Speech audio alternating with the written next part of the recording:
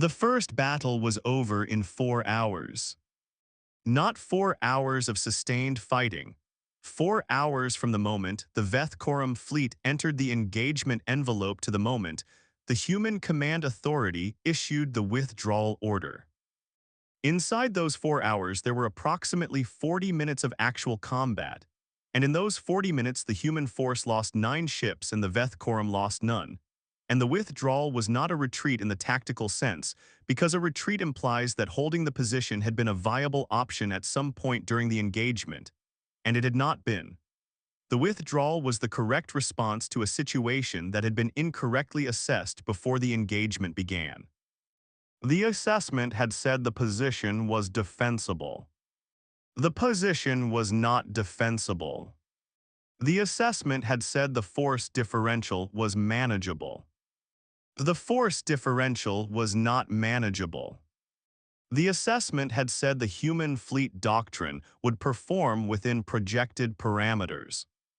The human fleet doctrine performed exactly within projected parameters against an opponent that had spent 4 years specifically studying those parameters and building a counter to them.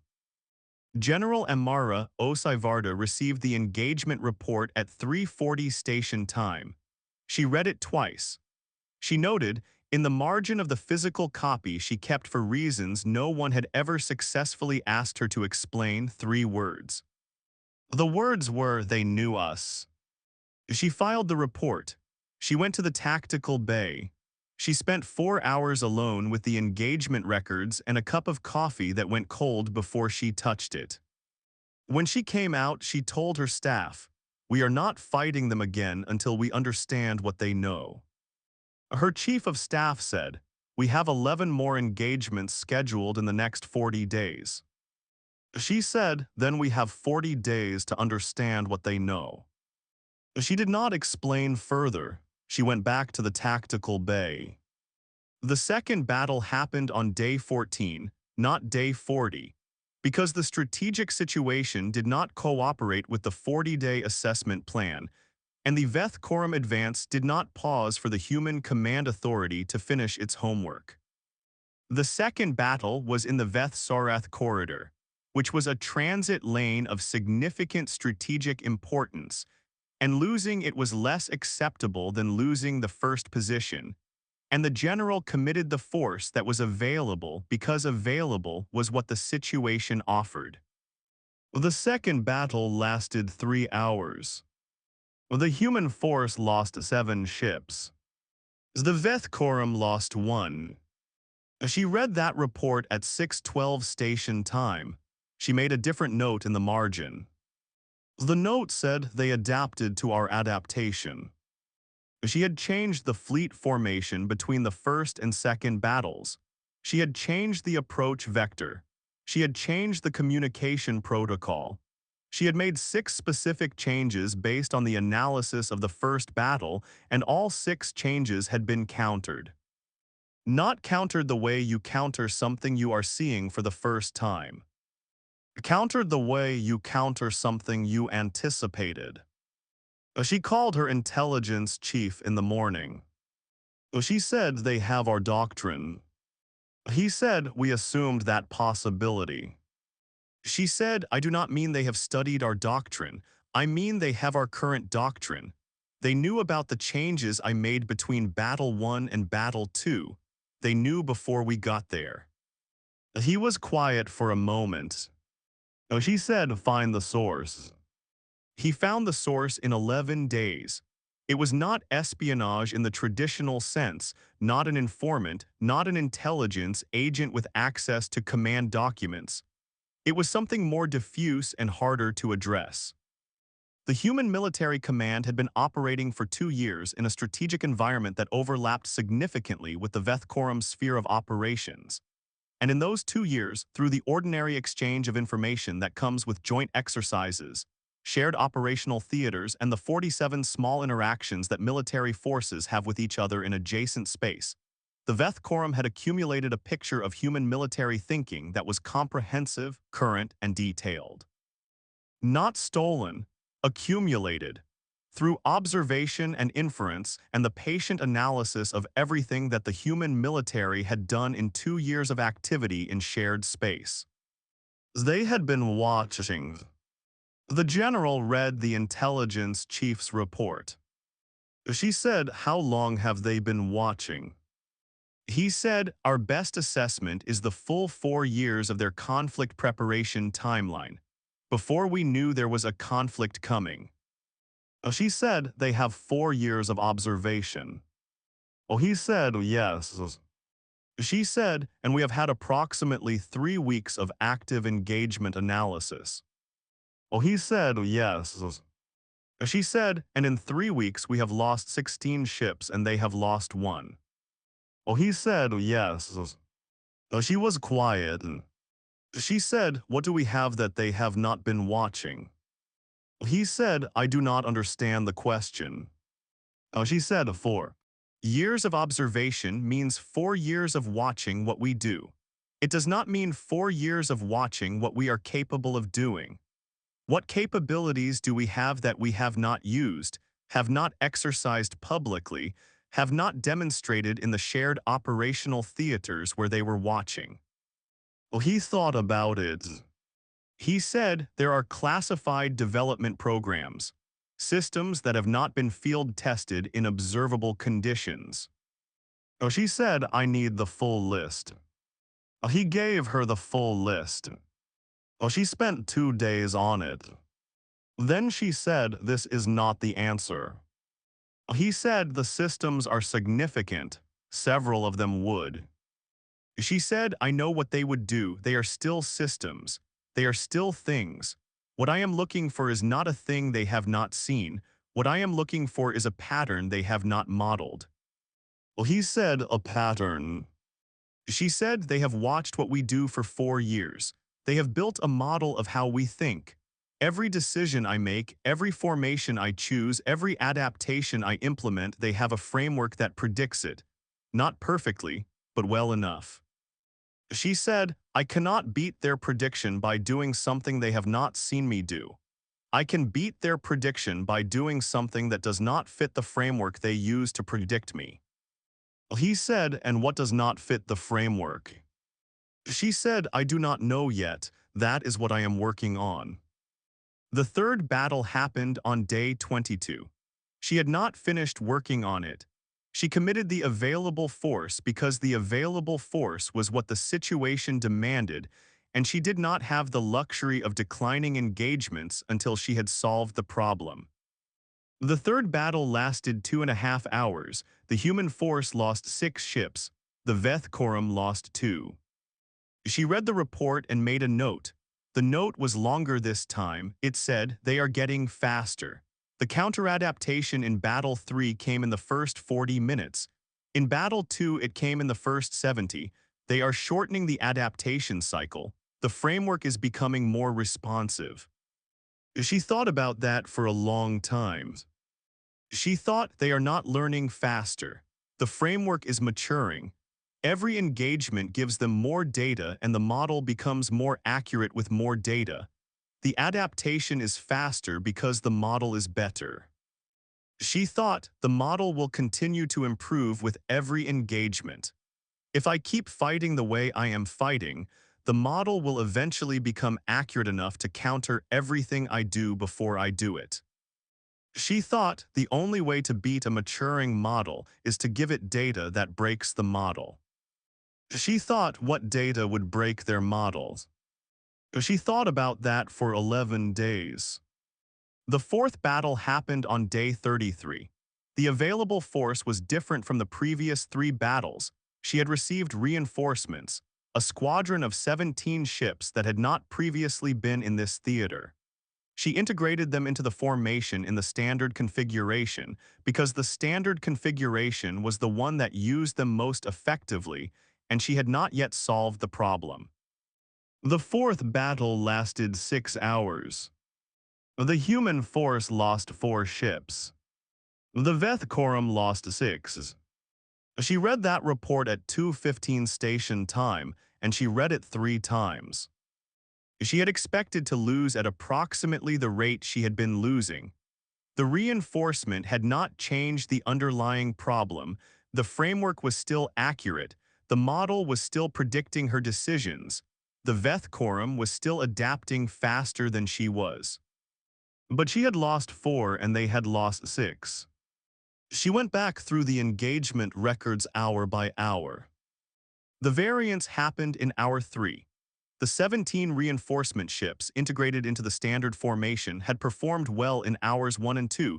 The model had correctly anticipated their deployment and countered them efficiently.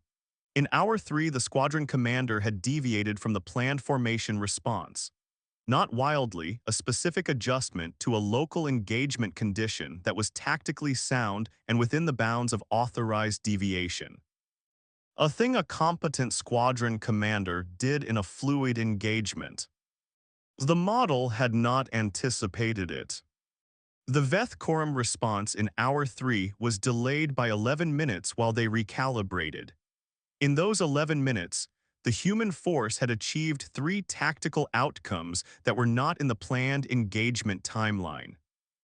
11 minutes of model failure produced 3 outcomes and 2 Veth quorum ship losses. Oh, she sat with that. She called the squadron commander the following morning. She said, "Hour 3, walk me through your thinking." He said the northern flank was more exposed than the formation plan accounted for. The local geometry had shifted with the debris from the hour 2 exchange. I adjusted. She said, "You adjusted based on local conditions that were not visible in the formation plan." Oh, he said, "Yes." She said, "You made a decision with information I did not have at the com." And levels. Oh, he said, "Yes, was that?" She said, "No, that was correct. That was exactly correct." Oh, she hung up. She spent the rest of the day thinking about local information and the command level, and 11 minutes of model failure. Then she called her chief of staff. She said, "I need to change the command structure." He said, "In what way?" She said, "I need to give the unit commanders more authority." He said, "In what?" She said, "Decision authority, not in the broad strokes, in the local decisions. Every squadron commander, every ship captain, I need them making the call on their local engagement conditions based on what they can see from where they are, not what the formation plan says from where I am." He said, "That is a significant departure from." She said, "I know what it is a departure from. I need you to help me build the framework for it." He said, "What is the framework?" She said, "The mission objective stays centralized. The formation intent stays centralized. The execution decisions become distributed. Every unit knows the objective and the intent and makes the execution call based on local conditions." He said, "The Veth quorum model predicts your decisions because your decisions are centralized and consistent. They have modeled you." She said, "Yes." He said, "If the execution decisions are distributed, the model has to predict 60 individual commanders instead of 1 general." She said, "Yes." He said, "The model cannot predict 60 commanders." She said, "Not in the same way, not with the same accuracy. They have 4 years of watching me. They have months of watching the fleet as a block. They have very little data on individual unit commanders making independent execution decisions in a fluid engagement because we have not given them that data." She said, "We are going to give them that data now. And while they are building the model of 60 commanders, we are going to win." He said, "And after they build the model?" She said, "After they build the model, we change 60 commanders, or we add 60 more, or we change the mission framework so the local decisions look different. We stay ahead of the model by being more distributed than the model can track." He said, "That requires significant trust in the unit commanders." She said, "Yes." He said, "And if a unit commander makes a bad call?" She said, "Then we absorb the bad call and we learn from it, and the model that is trying to predict us has absorbed a data point that shows human unit commanders sometimes make bad calls, which means the model now has to account for variance, which means the model becomes less precise. She said our mistakes are also our weapon. Every unpredictable decision, good or bad, is data that breaks their model. He was quiet for a long time. He said, "This is not a doctrine I have seen before." She said, "No, it is not in any doctrine. That is the point. They have not seen it because it does not exist yet. We are building it." He said, "You have been working toward this since Battle 1. She said, "Since the margin note on Battle 1, yes." He said, "The note that said they knew us." She said, "They knew me, my decisions, my framework, my way of thinking about a fleet engagement. They have been watching me for 4 years and they know how I think." She said, "The answer to someone knowing how you think is not to think differently. It is to make your thinking less relevant to the outcome." He said, "By distributing the decisions." She said, "By making the battlefield something that 60 people are thinking about instead of one. 60 people who have not been watched for 4 years. 60 people whose local decisions are responses to local conditions that no centralized model can fully anticipate because the conditions are generated by the chaos of actual engagement, and no model is complete enough to predict actual engagement chaos at the unit level." She said, "We lose because they predict us. We stop being predictable by becoming many instead of one." The fifth battle was on day 47. She spent the 14 days between Battle 4 and Battle 5 implementing the distributed command framework. Not completely, it was a significant structural change, and 14 days was not enough to do it completely. She implemented it in the 3 squadrons where she had the highest confidence in the unit commanders, where the relationships were established and the communication culture was ready for the trust it required. 14 days. A partial implementation. 3 squadrons. The fifth battle lasted 8 hours. The human force lost 5 ships. The Veth Quorum lost 9. She read that report at 5:18 station time, and she sat with it for a while before she made the margin note. The note said the model has a gap. The gap was visible in the engagement records. In the engagements involving the 3 squadrons under the distributed command framework, the Veth Quorum response time had increased. Not dramatically, but measurably. The adaptation that had been arriving in 40 minutes. Utes in Battle 3 had arrived in 60 minutes in Battle 5 for those specific squadrons. In 60 minutes, her unit commanders had made execution decisions that the central formation plan would not have made, and several of those decisions had been good, and the good decisions in 60 minutes of model lag had produced outcomes. The outcomes had produced 9 Veth Quorum ship losses against 5 human ones. She called the squadron commanders the following morning, all 3 of them. She asked each one separately the same question. She said, "What was the hardest part?" The first said, "Trusting that the objective was clear enough that my execution decision would serve it. There were moments when I was not certain my local decision aligned with your intent." The second said, "Making the call fast enough. When you know the decision is yours, you have to decide. There is no escalation path. I found myself spending more time than I expected on decisions I should have made in seconds." The third said, "Nothing." He said it had felt natural. He said he had been making local execution calls in his head throughout every previous engagement and suppressing them because the formation plan said otherwise. And being given the authority to make them out loud had felt like being allowed to do the thing he had already been doing.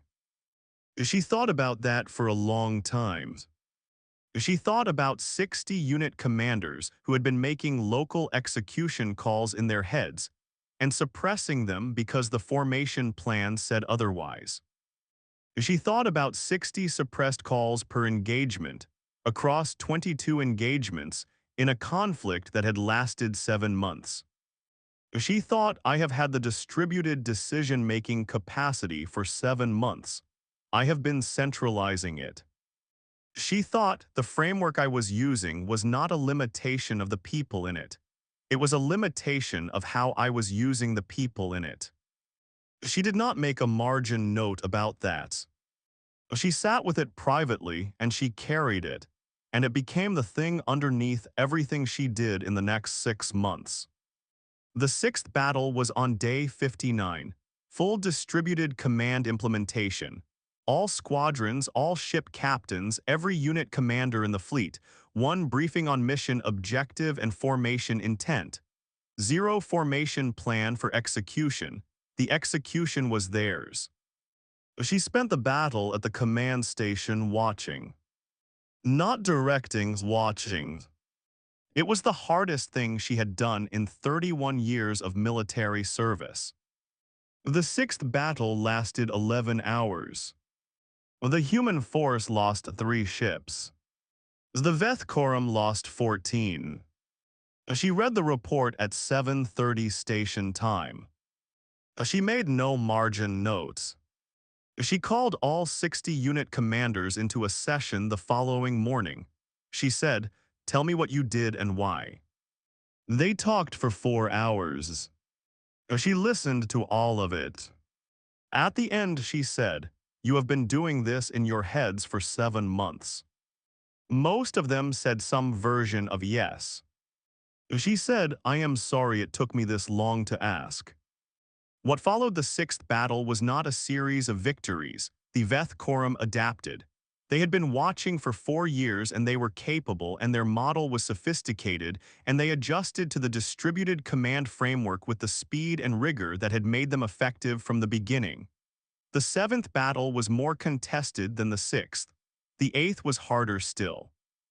There were engagements in the third and fourth month where the distributed command produced bad local decisions, and the bad local decisions cost ships and lives, and those costs were real and not diminished by the strategic logic that made the approach correct. War is not a system that rewards correct approaches cleanly. It rewards them eventually, and in between eventually and now there is cost. And the cost is paid by specific people whose specific names are in the records. The general knew the names. She read them. She added them to a private document that she kept, and that was not in any official record because it was not an official document. It was a list. The names of the people whose deaths were the price of the correct approach. She did not look at the list to remind herself of the cost. She looked at it to remind herself that the cost was specific, that correct strategies are paid for by specific people, and that specific people should not be abstracted into a casualty figure. By month 8, the battle record looked like this. Battles 1 through 5. The human force had lost 27 ships and the Veth Quorum had lost 10. Battles 6 through present. The human force had lost 19 ships and the Veth Quorum had lost 41. The Veth Quorum Fleet Command transmitted a formal assessment request to their High Command in month 8. The assessment was not classified. The Compact's observation bodies received a copy, and the copy was eventually reviewed by the independent commission that documented this conflict. The assessment said the human command structure has undergone a significant doctrinal shift. The shift is not visible in their formation patterns or their weapons use or their logistical operations. It is visible only in the decision timing and decision variance at the unit level. Our current model does not adequately account for the shift. We are revising. The assessment said, the revision requires engagement data that we are not currently accumulating quickly enough. Each engagement produces local decisions that add to the revision dataset, but the dataset is growing faster than our modeling capacity can process. The assessment said, the human fleet is generating more decision variance than our model can track. The assessment said, we are behind the adaptation. The Veth Quorum High Command reviewed the assessment. They asked how far behind. Fleet Command said, "At current rates, our model will reach adequate accuracy for the new framework in approximately 4 months. Until then, we assess that engagement outcomes will continue to favor the human force." A High Command said 4 months. A Fleet Command said yes. A High Command said, "And if the human command framework changes again in 4 months?" The Fleet Command was quiet for a long time. Then they said that is the correct question. They said if the human command framework changes in 4 months, the 4-month revision becomes irrelevant, and we begin a new revision cycle.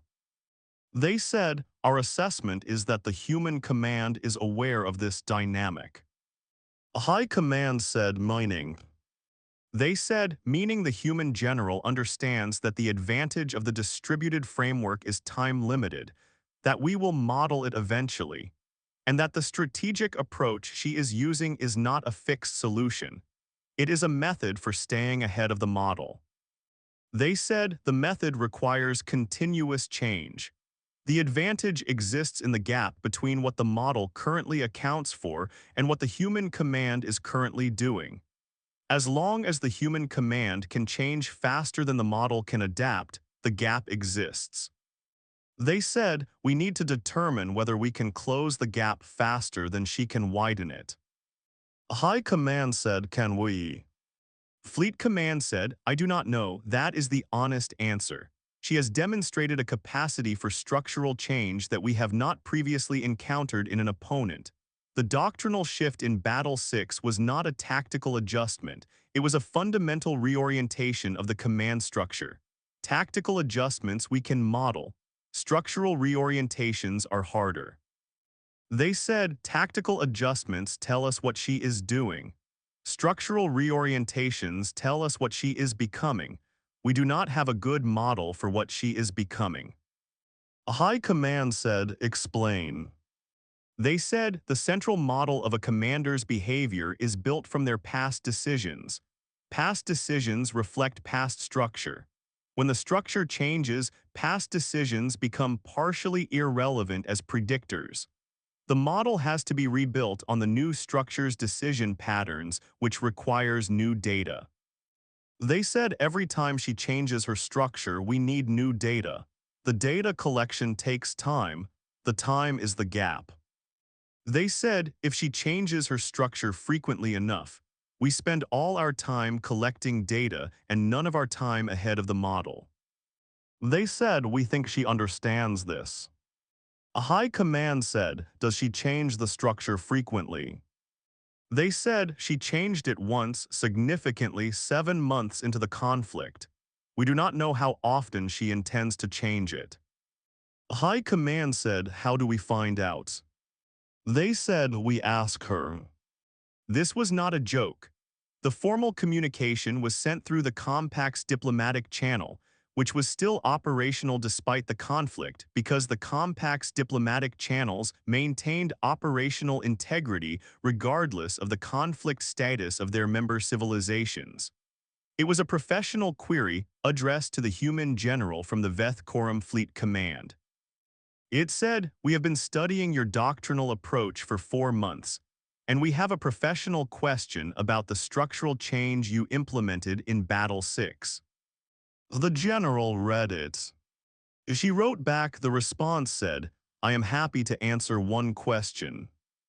A Fleet Command said, "Do you intend to make further structural changes?" She said, "I intend to make whatever structural changes the situation requires." They said that is not a specific answer. She said, "It is the only accurate answer I have. I do not plan structural changes in advance. I make them when the current structure has given me what it can give me." They said, "And when does the current structure give you what it can give you?" She said, "When your model catches up." They said, "You are telling us that when we close the adaptation gap, you will change the structure again." She said, "I am telling you that the structure I use is a response to the situation I am in. The situation I am in includes your model of my behavior, when your model is accurate enough to eliminate my advantage, the situation will require a different structure. She said, I do not know what the next structure will look like. I will find out when I need it. She said, that is the only answer I have. Well, they said nothing for 2 days. Then they said, this is not a sustainable conflict for either of us. So she said, I know. They said, we have been fighting for 9 months. We have lost more than we projected losing, and we are losing more per month than at any point in the conflict. You have lost significantly, but your loss rate is declining. Oh, she said, yes. They said, the trajectory of the conflict does not favor us. Oh, she said, no. They said, we would like to discuss resolution. Oh, she said, I would like that too. The resolution negotiations were long. They are documented elsewhere, and the details of them are not the subject of this record. What is the subject of this record is the 9 months that preceded them, and specifically what changed between month 1 and month 9 that made the trajectory of the conflict look the way it did. The Compact's independent commission interviewed the general 3 months after the resolution. They asked her the question everyone asked her. They said, what changed? She said, we stopped fighting them. We started fighting the model. They said, explain. She said, in Battle 1, we engaged them directly, force against force. Their force was superior in every dimension I could measure, and they knew my doctrine and they had modeled my decisions, and the outcome was predictable. She said, the correct response to an opponent who has modeled your decisions is not to make better decisions. It is to make your decisions less predictable. Not random. Random decisions are usually worse than modeled ones. Unpredictable through variance. Through distributing the decision-making across many people, so the model has to track many people instead of one. She said, they had modeled me. They had not modeled 60-unit commanders making independent execution calls in fluid local conditions. The model could not track 60 people with the same fidelity it could track one. The commission said, why not? She said, because 60 people making local decisions under local conditions are responding to things that are not fully visible from the position of a central model. The conditions on the northern flank in hour 3 of an engagement are specific to that flank in that hour, and the commander responding to them is using information that the model cannot have with the same currency. By the time the model incorporates the commander's response into its prediction framework, the conditions have changed, and the response that the model is now predicting has already been superseded by the next response to the next local condition. She said, a distributed command structure generates information faster than a centralized model can process it. They said, and you knew this in Battle 1. She said, I suspected it. I wrote 3 words in the margin of the Battle 1 report. I spent 47 days turning 3 words into a doctrine. They said, and when their model caught up. She said, I changed the structure. Yes, the distributed framework had a defined advantage window. When the window closed, a different structure would have a different advantage window. The strategy is not any specific structure.